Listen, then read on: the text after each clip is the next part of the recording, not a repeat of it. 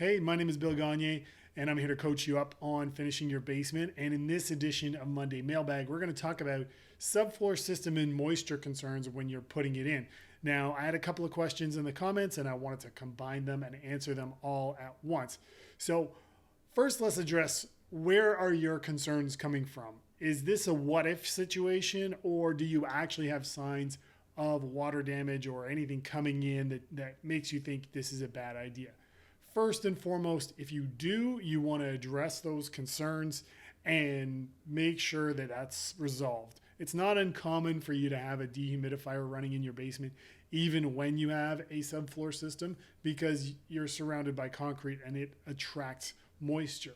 So once you put the subfloor on, it's going to be a little while before you see any water if you have some. So be sure you have that problem resolved if you have concerns ahead of time.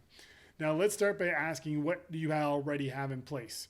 Do you have a floor drain in your basement? Yes or no? If you do, I want you to make sure that the concrete slopes to the drain. So test it out with some water, making sure it goes to the drain.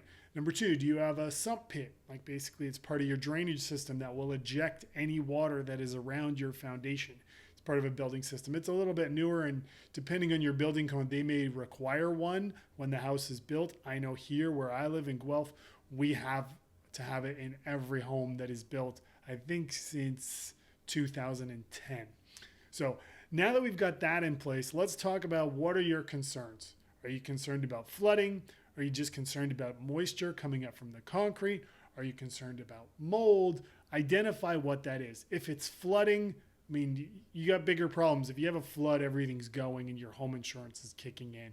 So that's a totally separate item. Both the dricore and the barricade systems have something built into it in both the insulated and non-insulated panels to allow for air movement and to allow for water movement should you have any underneath, so that it can move towards your drain. The insulated panels have notches in them, sort of V notches that allow the water and the air to move.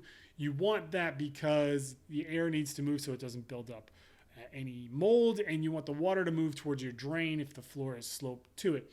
Those components, the dimpled membrane and the insulated membrane, both have a vapor barrier element to them. So once you have the tongue and groove connected, it adds a little vapor barrier. You don't need to go siliconing the screw heads if you put it down. I mean, if you want to go extra yard, maybe you lay some vapor barrier over it. But now you're creating layers, and that can add to mold buildup because you're not getting air moving. So you want to be very careful of that. I hope this helps you in your project. If this did, or you learned something here, do me a favor and give me a thumbs up and a subscribe. It really helps get this to other people who may want to see it. And as always, thanks for watching and good luck on your project.